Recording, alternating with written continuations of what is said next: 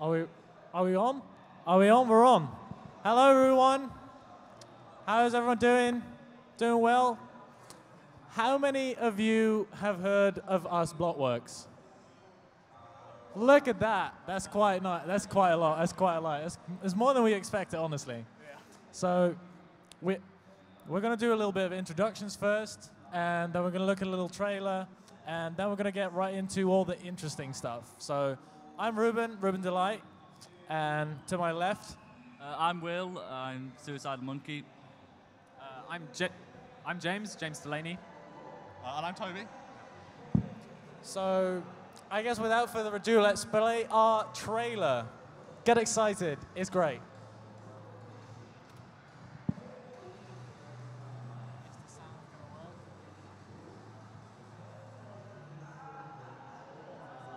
Sound? We haven't got...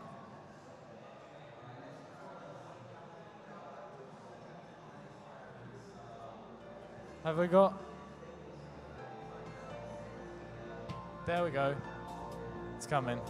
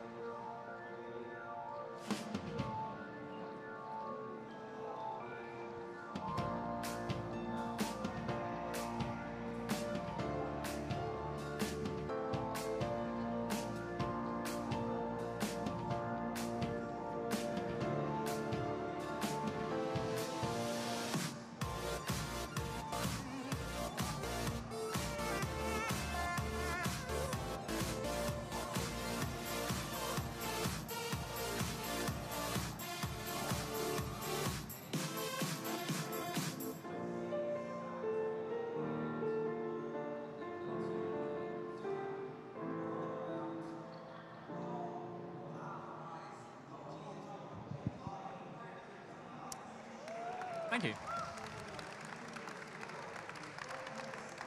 So that's a quick sneak peek at some of our most recent work.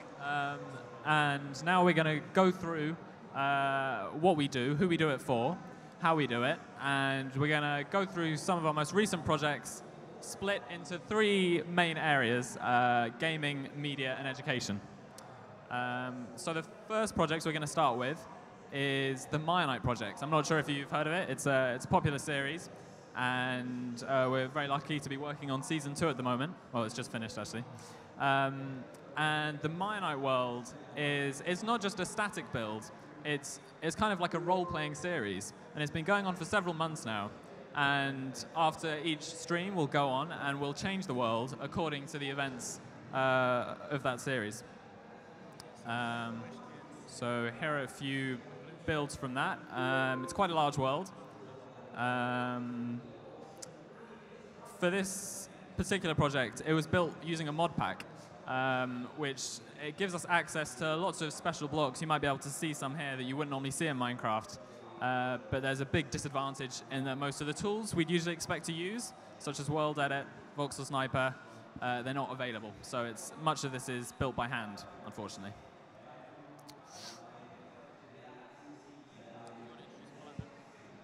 Yeah. The next one is a very exciting project, a very large project. It's a game that some of you guys might have heard about. It's called Fallout. It's quite a popular franchise, and we're working on creating a really large Minecraft version, which will be playable online very soon. I think this alpha access is already available. So we've got a little trailer, and we're going to show that.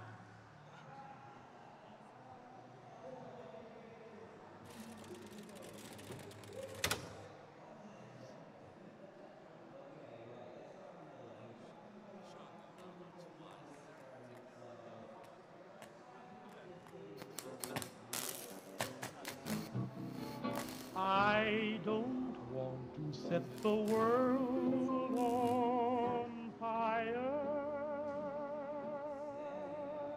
I just want to start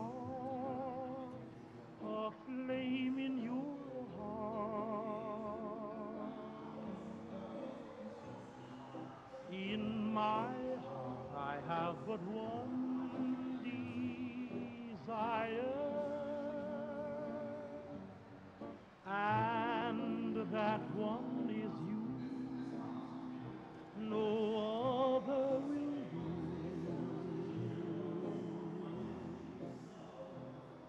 I've lost all ambition for worldly acclaim. I just want to be the one you love, and with your admission that you feel the same, I'll have reached the goal I'm dreaming of. Believe me, I don't.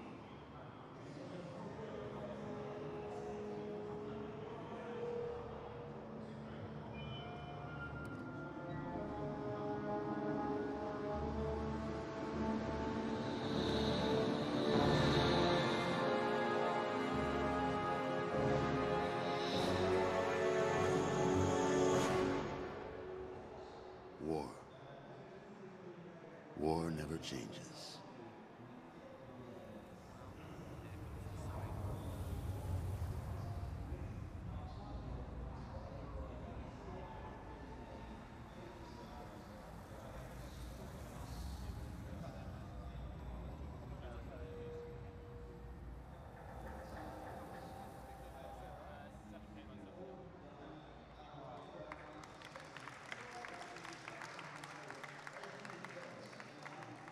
All right, so that was Fallout MC. The map itself is actually 7K blocks by 7K blocks. It's been under development for quite a few years now. Finally ready for some sort of release. It's one-to-one to the original game. I'm not sure if anyone's here played it, but you should recognize a lot of the locations. There's really a lot to talk about for this. So this is Megaton. This was done by one of our builders, Roanos. It's honestly one of the more impressive builds in the map. But one of the things we want to talk about is the animation, which went into the trailer you just saw there. So, wait, can you get the? Okay, so.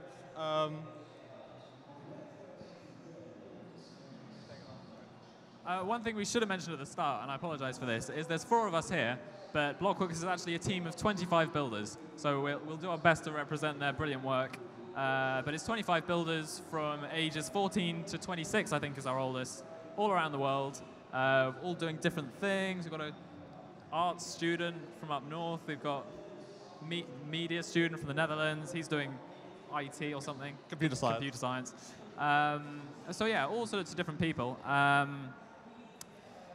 Most of the projects we're showing you are commissioned projects, and that's where someone pays us for our time, and in return, we'll deliver a project based in Minecraft. So yeah, that's the Fallout project. Okay, so now we're going to talk a little bit about some of the builds we've done for Planet Minecraft competitions, and these are hosted fairly regularly, and they're a great way for build teams to sort of showcase their work. And yeah, here's a video that we'll play. We'll talk whilst we do it. Ruben, do you want to say something about this build? Well, this build in particular was, I believe it was made in quite a short span of time as well. 7 days, I believe, and there was tons of builders working around the clock, making like 40-hour 40 hours straight working on this, just no sleep. It was, James is putting his face in his hands because he got no sleep there. And you could just see, like, this is one of the examples where, like, the whole concept and the design of the build really comes in as the most important part of it. As you can see, like, I mean, you can see there's detail in it, but the shapes and the way the whole structure is, like, comes together as a whole is really the most important part here. And I think that's also a really important part of the philosophy that we hold for our builds in general. I think out of all the builds we've done, the 3 Planet Minecraft compositions have probably taken up the most time. They've been the most sort of intensive for us. And I think that's because when we get given a commission, we'll have a very specific brief. Whereas these contests, they give you a starting point, but it's completely up to you. So this is all our imagination, our ideas, and you know, it's a great opportunity to show that, which is why we like to work so hard for it. Yeah.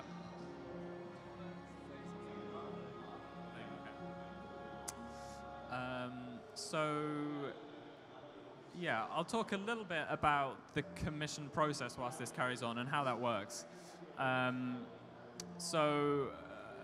think for about the first year or so of BlockWorks being a team, we were just building for enjoyment, and I can't remember after which project it was, but we started to get requests by Minecraft servers to make maps for them.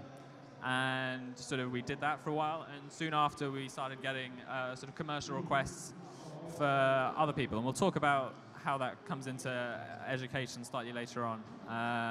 Here are some more images of that build.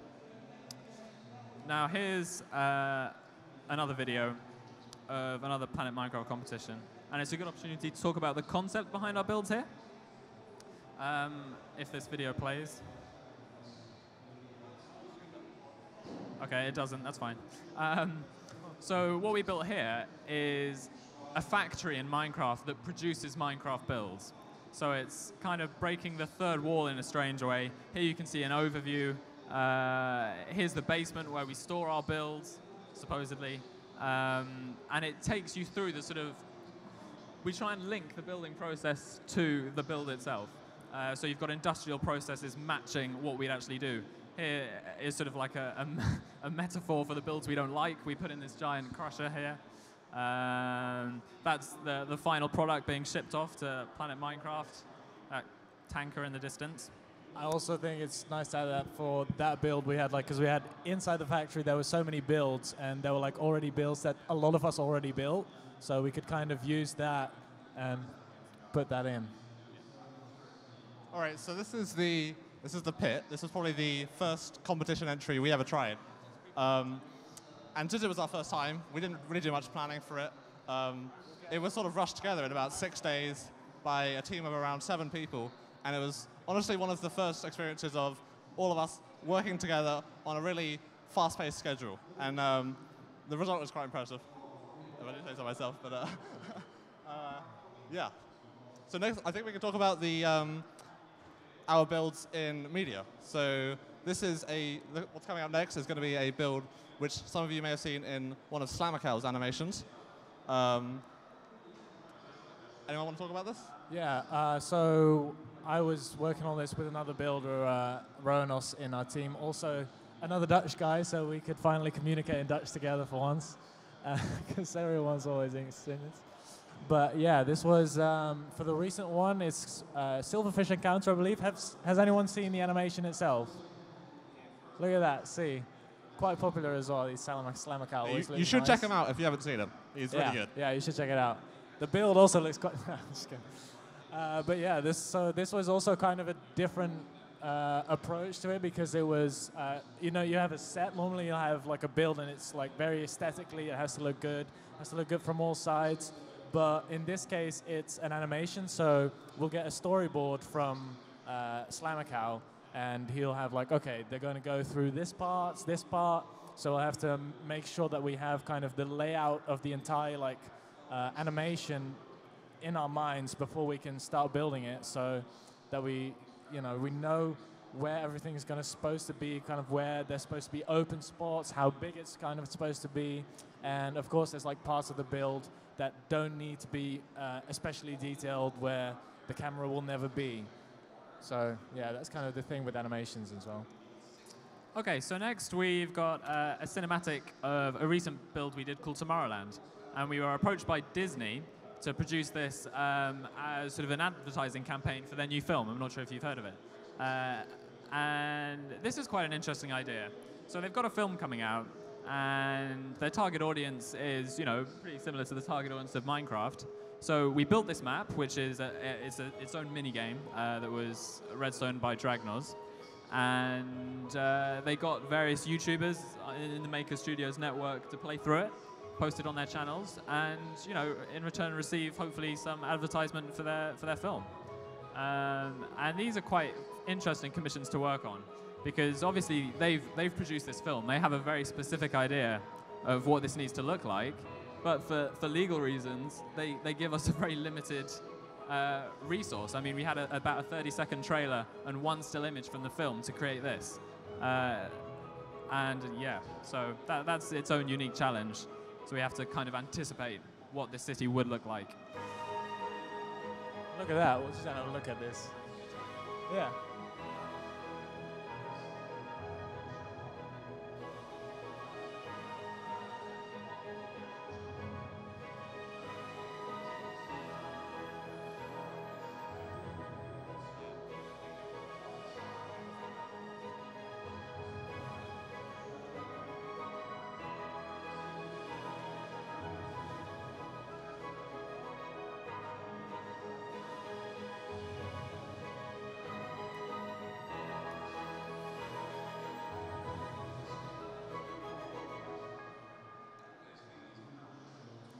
Just to give you an idea of the timescale for that particular project, that was, I think, again, it was 7 days, 4 or 5 builders working, as quickly as we can.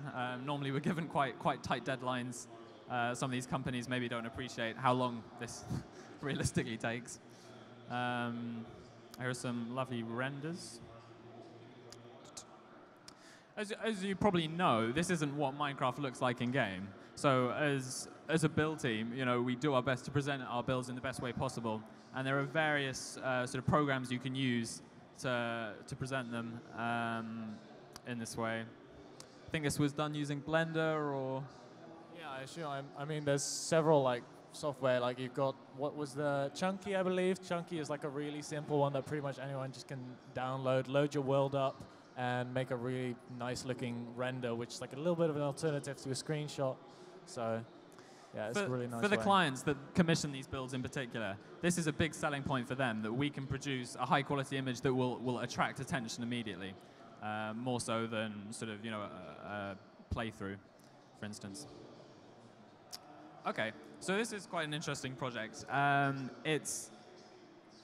It's a live arts installation in Minecraft. So an artist had produced something similar to this in Northern Ireland earlier this year. And it's this ornate, elaborate wooden temple they construct over about a week. And they invite people to visit the temple and deliver sort of personal mementos or items of personal significance. And then at the end of the week, the temple gets sort of ceremonially burnt as sort of a way of, moving on from the past. And to get this project as far as they could, they asked us to hold a similar event in Minecraft. So we built this. We hosted a server for a week, and we had all sorts of players come in. We had, about 100 people leave books with personal messages and, items of significance. And then we burned it to the ground. And then we burned it to the ground. So that's quite an interesting use of Minecraft that you don't often see. Speaking of which, this is a project that James is now pointing me to talk about. I don't know that much, but I'm going to try. I'm going to try. This is for The Guardian, the newspaper, which it's a city that is kind of the future. It's an image of the near future is supposed to be looking like, right? So there's a lot of economical and ecological. Sorry, I use wrong words. Maybe James should keep going, keep going. So the brief losing them. was, how do we engage kids with climate change? So they say, we build a Minecraft city that showcases various green technologies that are either in existence or prototypes. So although it has a futuristic feel, a lot of these structures and technologies here are not far off. And so that's, hopefully quite an inspiring thing. And it's a playable map, so as you can maybe make out from these renders, there's this spiral road, and as you go around it, at various points, you'll come across information of all the wonderful technologies working here. We've got solar panels, wind farms, all sorts. I believe there's also a counter in game that measures Yes. the energy being created by all of the structures that are in the map. Dragnoz put a great little machine together inside that big dome of St. Paul's there, and it's sort of a counter for the CO2 emissions of the city and the green energy being produced. And so in a gamified context, that would make quite a fun game, trying to make your city sustainable, which everyone wants to do. And another educational project, which is very recent, and there's some exciting news coming out that we can't quite tell you about. But this was very exciting. Very exciting. This was commissioned by the London Zoo, and they're trying to tackle the issue of poaching and sort of endangered species in Africa, sub-Saharan Africa. And so they've looked at the success of servers like minigame servers like Hypixel, and they're creating a multiplayer server where you can log on. The multiplayer server is of a map such as that, which is two famous mountains in Kenya and the surrounding area. And then your task is to save all these wonderful animals which are being poached, and also catch the poachers. Various things you can do. You can, close up the traps. You get points for, capturing poachers and turning them in. So that's an interesting way of using sort of the gaming side of Minecraft in an educational context. So, has anyone ever seen this before? Wonder Quest. There we've got some kids in the back here. Great. It's Stampy Cat. He does this educational show on YouTube, one called Wonder Quest. Season 1 is currently in progress, and sorry. Yeah. VoxelBox is the one who's been doing the builds and stuff for the Season 1. And once that's finishing up, and in the next future, we might be working with them to create a new Season 2, which not much information can be divulged from, but get excited about that. Much like the chronology of this presentation, we're starting to get a lot more projects like this now. Big companies, big firms looking at Minecraft, in particular for education. So I think maybe a couple of years ago, almost all our work, all our commissions were things like survival games, maps for multiplayer servers, mini games, spawns. But now people are beginning to see Minecraft as a way to communicate with children sort of on their level, in an environment they're comfortable with, and we help create the sets for that. That pretty much concludes the 3 main topics of builds we'd like to talk about. We've got plenty more images to show you, but I don't know if now's a good time to ask if anyone has any questions, or we could talk about the We could. Well, I touched on it a little bit, but we can. Yeah. I don't know how interested you guys are in our actual build process, how we take it from start to finish. Would you like to hear about that? Can we see some hands? Anyone interested in that? Look at it. See. Well, now we know, James. Now we know. Okay. This is a great time to get all of us involved, actually. Will's been very modest over there. We'll have some images. We all have different ways of approaching a project, I think. Ruben. Shall I start? Okay, so I'm more of an organic type builder, so the kind of structures that you normally see, I don't really bother with those much. I usually go for like statues, creatures, something like that. And what I do to kind of work on those projects is I usually look for like references, or maybe I'll sketch something that looks like something I want to build, and I'll kind of use several image programs to kind of measure out how big they are, so I can kind of get the proper scale translated back into Minecraft, where I'll create some kind of ruler and translate like the pixels to blocks. And then I create like an outline of what I'm making, and depending on the size, I'll fill it in by hand, or I'll use some kind of software like Voxel Sniper or something to fill that in. And then comes all the detailing and the tiny little chips and things to make everything look perfect and wonderful. And yeah, that's kind of how I approach my projects. Will, how do you do it? Well, again, I'm more sort of organic based. I mean, this is my plane up there, and although it's structural, it's more about the shape than sort of say a normal building would be. I'm not really sure why I built the plane. I guess because you could do it. Because Minecraft is sort of almost like it's an in-game version of Lego. It uses blocks to create something. I wanted to try and sort of reverse that. I think that's about as complicated as the reason would be. I could confirm that this plane here is made up of every single piece you see there. So he did lay them all out painstakingly and fit them together. And yeah, so building technique-wise, I tend to focus on the shape. So I build in gold and diamond. Before adding any color or details, I tend to just focus on shaping and then get round to texturing later. I think generally, I don't know if this would apply to all of us here, but I wouldn't say detailing is secondary to our work, but as long as the shape of the build is solid, then the detailing you apply to that is just to lift it up a little bit and give you more of an idea of what's it about. Yeah, because if you have a box and you decorate it with macaroni, it's still just a box with some decoration. Right. So the shape is really the most important thing in there. And this is a great build to demonstrate this. Anything to say about that? Oh, that was built by BlockFortress, that previous build. One of our founding members as well. Wished he could be here, but he can't. Yeah, he's up in New Zealand. He's up in New Zealand. Hanging out with sheep. Quite a lot of these projects are his or participated in by him. It's quite a playful build that we did for an American company called Nth Games. I think they're working with Captain Sparkles at the moment. And they've got a great concept, which is to bring Minecraft to theaters. So you'd sign up, you'd hop along to your local cinema, and then on the screen would be a camera footage of a mini-game being played by the members of the audience.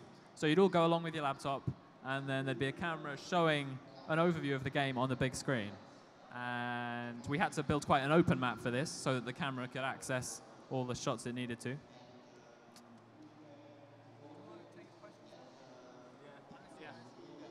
I think we'll take it to questions now, and we'll just go through some of these remaining builds we have in the meantime. But yeah, fire away. Have we got someone with a mic, or do they have to come up to the... So shall I go or you go? Go, James, go. What if I need to... Go. Just go. There's about 10 left. Anyone? Got one here. If you could add any block to Minecraft, what would it be? Okay, so I've answered this question before at MINECON, and for me, because as being like a more organic builder, I would like more untextured blocks, so just solid colored ones instead of textured. That's what I would add. Not much to ask. I mean, the thing is really, like, if we want a specific block, then we'll use a texture pack. If there isn't a block that we can find, then we'll try and use the closest block to it, and people don't seem to mind that, so yeah. I guess I'd... More choice of slabs. More choice of slabs. Slabs are always good. Yeah. Or vertical slabs. Vertical slabs. Everyone wants vertical slabs, I think. Everyone wants them. When you're starting with a build, what's like the first block you place? Like where do you start? Like where do you start? The first block you place when you're making a build, is that... It depends on the build, really. So if you're doing an organic build, so sort of something like a statue or a big animal thing, you'd start with just the basic outline, so sort of a skeleton of the thing. It doesn't really matter what block type it is. We tend to use either diamond, gold, iron, that sort of thing. And then after we've sort of done all the skeleton, we just fill it in and then recolor it afterwards. If it's something like a structural build, you tend to just block in the shapes. It tends to be the first blocks you place aren't by hand. That comes at the end when you do the detailing. At the beginning, you tend to use tools like World Edit and Voxel Sniper to lay out the shape. I remember saying this at a panel yesterday, but with some of the larger projects you see, we don't really plan them. They're simply too big to draw out a detailed layout or plan. So normally we sort of, design it as we go. And in that case, it's best to start in the middle and build outwards. Right. There are so many render programs. You mentioned one. How do you spell it? Chunky. That's probably the best one to use, Chunky. Chunky was used for that render there, yeah. And that's really good because it works directly with Minecraft. Some of the other programs, people will export a Minecraft build into a 3D model and then use a 3D modeling render program to render it, which is a bit complex. With Optifine? Optifine is more for in-game visuals, so you take a nice screenshot with Optifine. But this is a program outside of Minecraft. So the render distance, they look long render distances. Yeah, Optifine we often use to take sort of wide screenshots and extend the render distance. For many of the builds I've made, I tend to focus on builds from movies or books. A good example was the image you had before here from Game of Thrones. How is your vision on making builds yourself or using them from certain movies, films, or books? What? I couldn't quite get it. Sorry. What's your idea about making builds from movies or books, like with the wall from Game of Thrones here? Well, I think it depends on how much source material is available for the stuff. A lot of from movies, you've got the shots from the films. Sometimes you've got concept art that you can look at.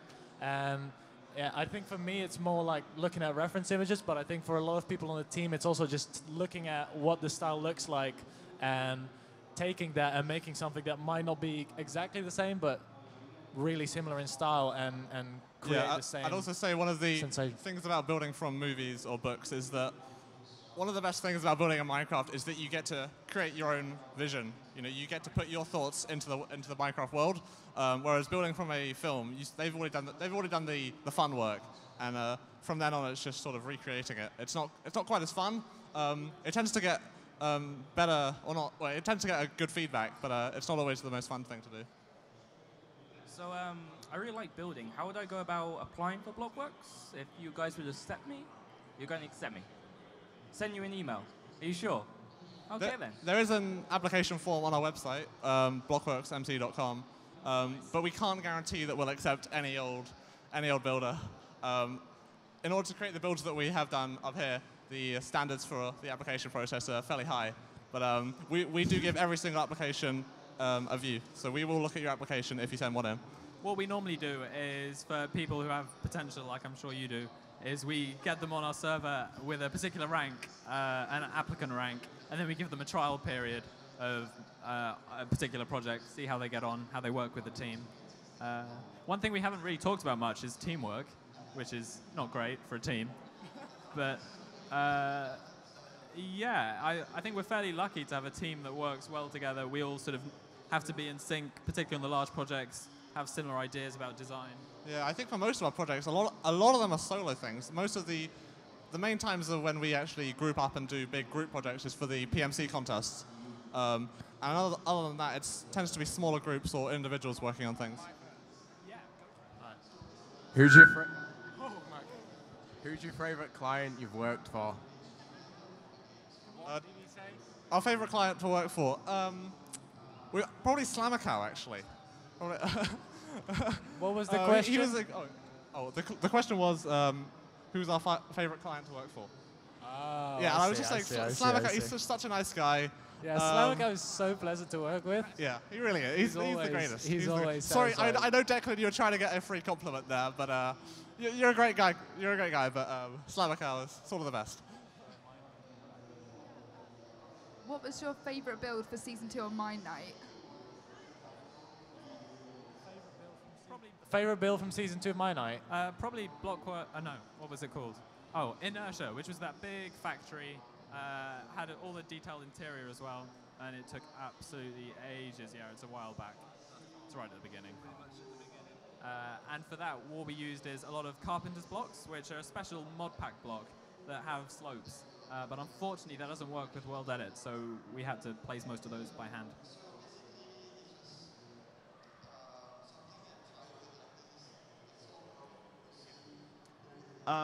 What's the best website to share your content, like all your builds and stuff? It's a great question. It is a great question. Currently, there's a lot of ways to share your builds. So if you have your own YouTube channel, you can share them on there. Also, Reddit is a great platform for sharing things. And also, Planet Minecraft deserves a shout out. I know there are a lot of upcoming content sharing websites, such as BlockWorks. Yeah. But yeah, currently I'd say Planet Minecraft is the best one, right? In terms And of course, Twitter, of course, is a great way to share stuff, reach lots of people. Hi, what's the biggest challenge you've had when making a build, and how did you overcome it? I'd say if it's a big build, staying motivated all the way through. Being able to finish it at the end is kind of hard. If it takes a long time, new ideas come and you sort of slip out of what you're doing. I think that's a challenge for solo projects in particular, when you don't have sort of teammates to keep you going. It can be quite difficult to see it through. I think for me it's when it's also with large builds, it's always difficult to keep motivated. But for me personally, when it's so large, the scope is so big, I kind of lose track of what goes where, and like everything kind of starts blending together, and I then end up doing nothing at all because I don't have like a solid structure in front of me. So that's for me kind of the biggest challenge. Toby, do you have like a thought on that? I think you guys pretty much summed it up. I'd say probably the best example of a project which took way too long because of lack of motivation was probably Fallout. It took far too long. What would you say the funnest build to build would be for you? The what? The most fun? Yeah, to build.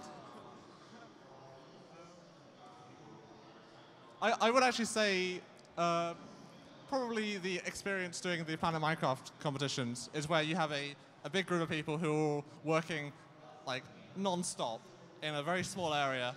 There's a lot of like, for the bigger builds, you know, it tends to be just like people working in separate areas. You don't really see each other. You don't interact with each other that much. But in the smaller, very focused builds like the Planet Minecraft competitions, it's really fun. There's also a lot of friendly competition between the various build teams. I think that's quite an enjoyable way to work. Yeah, I definitely agree. What kind of tools or programs do you guys actually use for making the massive builds? Okay, so the first major one we use is World Edit. It's the most common one, and probably most builders will use that one. We also use Voxel Sniper. Those are the two main ones. We also have a few custom plugins, but World Edit and Voxel Sniper are the two that pretty much everyone in the creative community uses. For some of the larger maps we've done, we have two members of the team who focus particularly on using a machine called World Painter. And what that does is that can take sort of existing topographical data from people like NASA. They have maps, and you can export that, put it into Minecraft, and that's a very quick and very effective way of generating terrain. Although the way it's generated, the scale of it maybe isn't so great to play on in Minecraft, but the visual effects are great for sure. So for Minecon Season 2, you started building with modded blocks. How does that change from your usual work with non-modded vanilla, with texture packs, etc.? I think a big thing with modded blocks is you have a lot more freedom to create a lot more stuff in the builds, but it's also somewhat overwhelming when you've got so many more textures that you're like, okay, I could do this, but I can use this texture, this texture, this texture. So I think at the same time that it opens up possibilities, it can also get quite overwhelming when you've got a lot of these blocks that you're not familiar with. How do you request a build? How do you request a build? You can normally contact us by email, blockworksyt@gmail.com. Go to the website, I suppose, blockworksmc.com. There's a contact form. You can fill something out there. Have we got? Okay, one more question. You're using so many people. How do you find the process of managing those people to get the end results? That's a great question, actually. Particularly since we're all over the world, New Zealand, Canada, Europe, Australia. It's difficult. We try and get everyone together in sort of a voice call. So we have a TeamSpeak server, which we'll often hop into, and especially for group builds, we'll try and be talking to each other whilst we're building. It is very difficult, and that's why it's all the more important to get on well with each other and have sort of a similar line of thinking in terms of design and building. James is also very good at keeping us under control. No, stop it. Have you got any other questions at all? We could talk a little bit. I think we've got a few more minutes. Okay, we'll take one more question.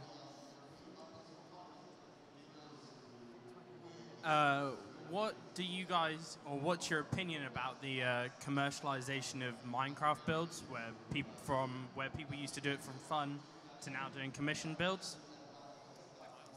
That's actually a really good question, and it also ties into what this panel is about. So, building for a living. We wouldn't be able to do all this building if it wasn't paid. James is one of the key members that is actually doing this full time. Most of us are doing it to support our life in uni. So, if there wasn't such payment, then it just simply wouldn't happen, at least at the scale that has been showing here. We can only afford the time that these builds require because of the fact that we're being paid. It simply wouldn't be feasible. I mean, even for someone at school, the amount of hours that you'd need to put in is just not. Yeah, I mean, if I wasn't doing this, then I'd probably have a part-time job. So. So we'll take another question now. Hey guys, how do you structure the pricing of each build? Like, how much or how much it is? Like, does it depend on size or? It's sort of a mix of size and how much effort we spend on it. So. Yeah, we normally don't charge an hourly rate, which it makes it quite difficult to estimate how much something will cost. Size is a factor, but sort of theme and style is a big factor as well. A build like that, most of that has to be hand built because Minecraft doesn't have the tools to create these organic shapes. But a more structural build maybe we can do much more quickly with something like World Edit, something like that. It looks complex, but it is. But it's largely based around simple geometric structures, cylinder, decorated, repeated towers. That takes a lot less time and would therefore cost a lot less.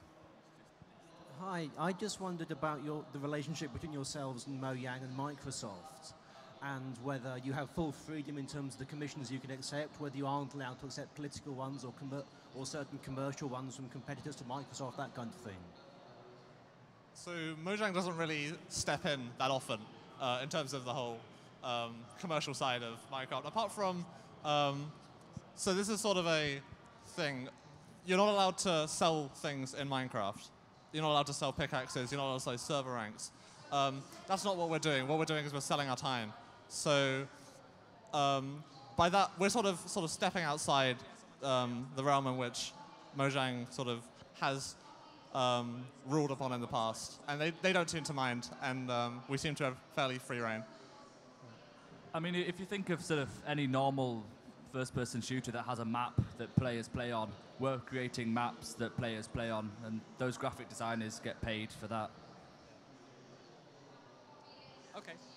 No, that's a great question, actually. I think this guy is asking, as a leader of a build team, how do they bring in commissions and sort of get these types of projects?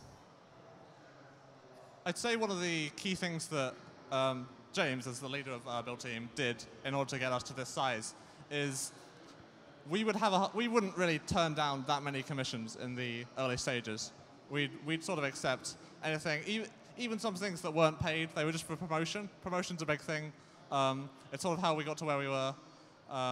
So whereas like sort of now we are taking on more commercial things. That wasn't how it always was. And when we were smaller, we would just take on smaller projects, and they would slowly build in size.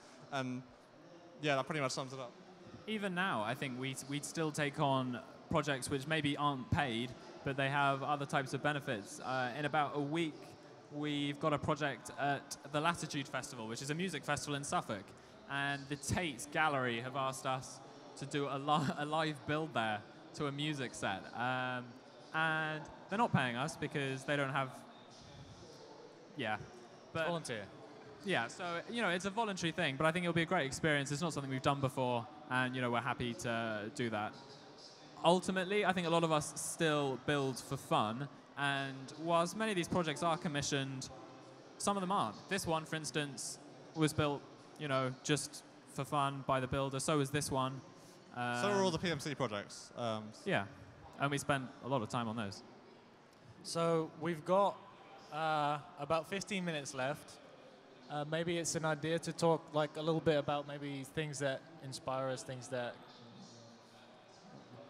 kind of get us. We can talk about get our projects going. A bit about the early stages of BlockWorks, how it all started, how we got inspired to do this sort of thing, right? Okay, so.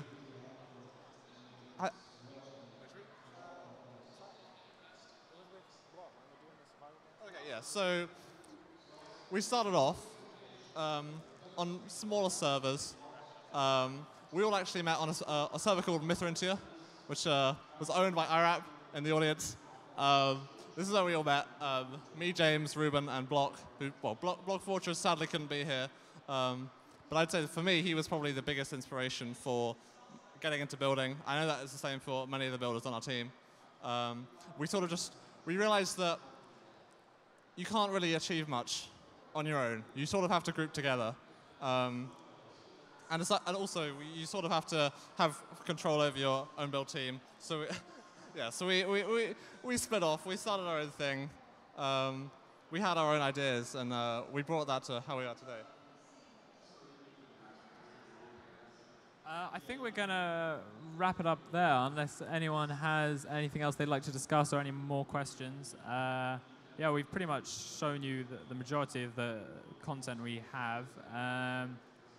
Yeah, we've got plenty of new projects coming up that hopefully you'll stay interested in. Actually, one thing I probably should have mentioned is you might have heard a few people talk about this, a project called Tate Worlds, and that's the Tate Gallery, and they're asking us to recreate a painting in their collection in Minecraft. So not just sort of a two-dimensional sort of pixel art thing. It's actually a map, a three-dimensional map, so you can walk into the painting, explore it, and I think that's going to provide a particular challenge because we have to match a painting style in Minecraft. So if it's a cubism painting, well, that's actually quite easy. James, would you say you prefer the more artistic style projects, or would you prefer the more commercial ones?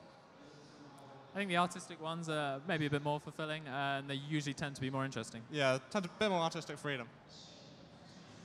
Okay, so thanks for coming, guys, and yeah, it's been a pleasure. It's been great.